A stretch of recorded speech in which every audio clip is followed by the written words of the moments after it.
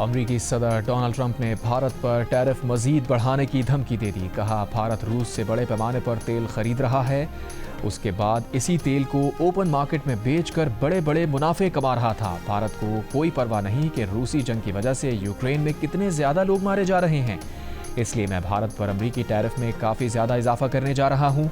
امریکی صدر نے چند دن پہلے ہی بھارتی درآمدات پر 25% ٹیرف اور 1% جرمانہ عائد کرنے کا اعلان کیا تھا۔ ٹرمپ بھارتی معیشت کو مردہ معیشت بھی قرار دے چکے۔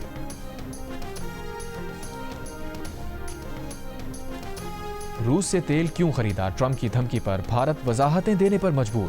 بھارتی وزارت خارجہ نے وضاحت کی ہے کہ روس یوکرین جنگ شروع ہوئی تو خود امریکہ نے روس سے تیل خریدنے کے لیے بھارت کی حوصلہ افزائی کی تھی تاکہ عالمی انرجی مارکیٹ مستحکم رہے۔ بھارت نے مزید وضاحت کی، جہاں سے ہم روایتی طور پر تیل خریدتے تھے، یوکرین جنگ کے بعد انہوں نے یورپ کو سپلائی بڑھا دی تھی۔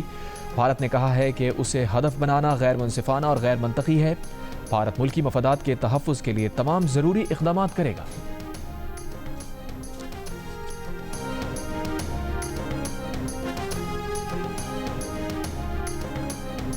وزیر اعظم شہباز شریف نے گلگت بلتستان کے سیلاب متاثرین میں 10-10 لاکھ روپے کے امدادی چیکس تقسیم کر دیے۔ کہا فلڈ ارلی وارننگ سسٹم کے لیے جو ٹائم لائن دی ہے اس میں 1 گھنٹہ بھی نہیں بڑھے گا۔ 7 سال سے یہ سسٹم صرف کاغذوں میں چل رہا ہے، وفاق ہو یا صوبے، کسی نے فلڈ ارلی وارننگ سسٹم پر کام نہیں کیا۔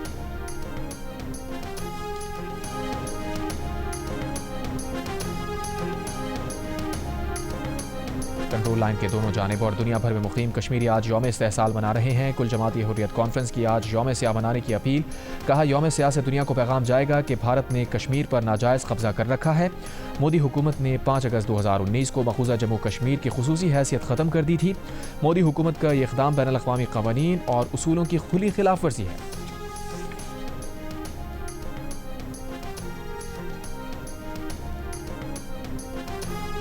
بھارت کی جارحیت کے تناظر میں اس سال کا یوم استحصال غیر معمولی اہمیت اختیار کر گیا۔ آپریشن بنیاد المرصوص کی شاندار کامیابی پاکستانی عوام کے لیے باعث فخر ہے۔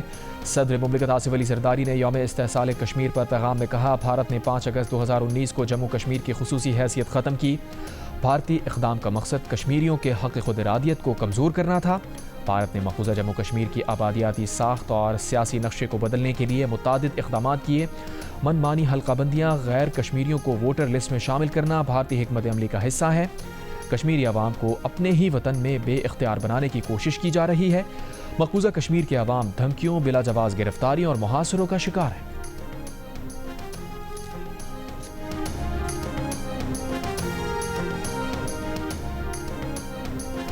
وزیر اعظم شہباز شریف نے کہا ہے مئی 2025 کی بھارتی جارحیت اور شکست ثبوت ہے کہ عالمی برادری کے لیے تنازع کشمیر کا حل کس قدر ضروری ہے۔ عالمی برادری کشمیریوں کے حق خود ارادیت کے حصول کے لیے کردار ادا کرے۔ بھارت انسانی حقوق کی خلاف ورزیاں بند اور 5 اگست 2019 کے اقدامات واپس لے۔ یوم استحصال پر وزیر اعظم شہباز شریف کا مطالبہ، کہا بھارت کے 5 اگست 2019 کے غیر قانونی اور یک طرفہ اقدامات کی مذمت کرتے ہیں۔ نائب وزیر اعظم و وزیر خارجہ اسحاق ڈار نے کہا 5 اگست 2019 کے بعد بھارت نے ظلم، آبادیاتی تبدیلی اور میڈیا پر قدغن عائد کی۔ پاکستان کشمیریوں کی سیاسی، سفارتی اور اخلاقی حمایت جاری رکھے گا۔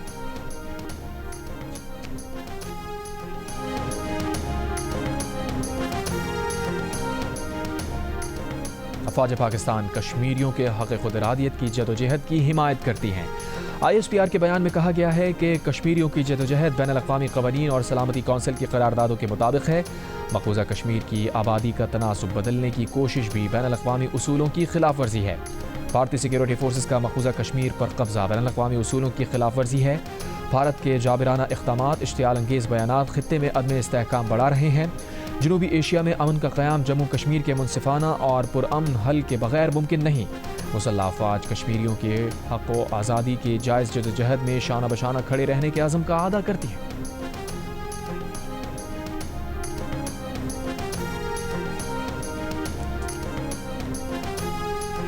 تحریک انصاف کی جانب سے اسلام آباد میں ممکنہ احتجاج کا معاملہ، ڈپٹی کمشنر اسلام آباد نے کہا وفاقی دارالحکومت میں دفعہ 144 نافذ ہے۔ کسی بھی قسم کے اجتماع یا اکٹھے ہونے پر پابندی ہے۔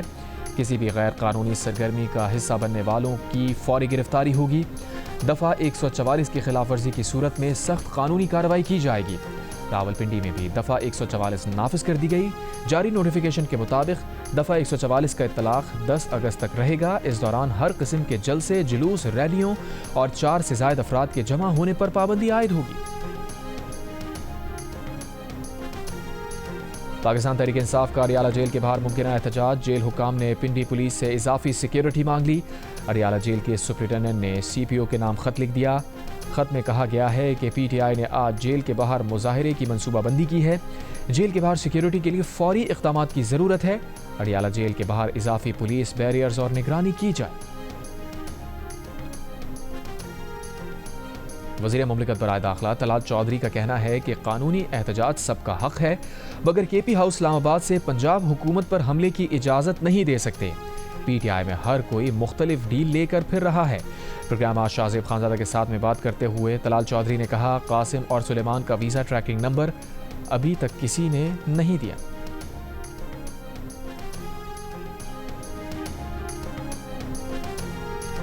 کراچی کے مختلف علاقوں میں رات کہیں ہلکی بارش، کہیں بوندا باندی۔ محکمہ موسمیات کے مطابق آج بالائی پنجاب، خطہ پوٹوہار، اسلام آباد، خیبر پختونخوا اور کشمیر میں چند مقامات پر موسلادھار بارش کا امکان ہے۔ سندھ کے ساحلی علاقوں میں مطلع جزوی ابر آلود رہنے، ہلکی بارش یا بوندا باندی کا امکان۔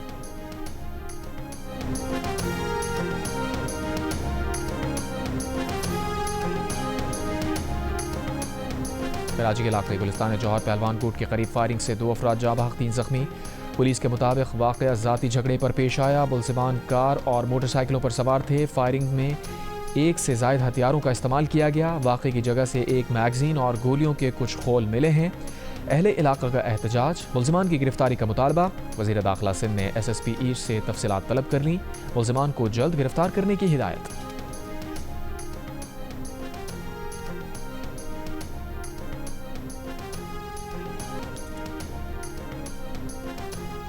پلاسٹک بحران کے باعث دنیا انسانی صحت پر سالانہ $1.5 کھرب خرچ کرنے پر مجبور۔ پلاسٹک بیماریوں اور موت کو جنم دینے لگا۔ دنیا کا پلاسٹک فضلہ 8 ارب ٹن تک جا پہنچا۔ یہ فضلہ مائکرو یا نینو پلاسٹک میں تبدیل ہو کر پانی، غذا اور سانس کے ذریعے انسانی جسم میں داخل ہو جاتا ہے۔ انسانی آنکھوں کو نظر نہ آنے والے نینو پلاسٹک ذرات انسانی خون، دماغ، ماں کے دودھ، حتیٰ کہ بون میرو تک جا پہنچے ہیں۔ برطانوی روزنامے نے اپنی چشم کشا رپورٹ میں لکھا ہے کہ رحم مادر میں موجود جنین، شیرخوار اور کمسن بچے پلاسٹک سے سب سے زیادہ متاثر ہوتے ہیں۔ بچوں میں کینسر بڑھنے لگا۔ لوگوں میں فالج اور دل کے دوروں کا بڑا تعلق پلاسٹک فضلے سے ہونے کا خدشہ۔ اسرائیلی فوج نے کئی ماہ کی ناکہ بندی کے بعد غزہ پہنچنے والی امداد کا حصول بھی ہولناک بنا دیا۔ امداد لینے آئے کمزور اور بے بس فلسطینیوں پر وحشیانہ فائرنگ، پناہ گزین کیمپس پر بمباری۔ صبح سے اب تک امداد کے منتظر 34 افراد سمیت 70 سے زائد فلسطینی شہید۔ جبری قحط کی اسرائیلی سازش، بچوں سے لے کر بوڑھوں تک غزہ کے باسی بدترین غذائی قلت کا شکار۔ اقوام متحدہ کا کہنا ہے کہ بمباری اور خوراک کی کمی سے غزہ میں روزانہ 28 بچے جان سے جا رہے ہیں۔ عرب میڈیا کے مطابق اسرائیل نے 22,000 سے زائد امدادی ٹرکس کو غزہ میں داخلے سے روکا ہوا ہے۔ دوسری طرف امریکی ایوان نمائندگان کے 12 سے زائد ڈیموکریٹ اراکین کا فلسطین کو ریاست تسلیم کرنے کا مطالبہ۔ صدر ٹرمپ کو خط لکھ دیا۔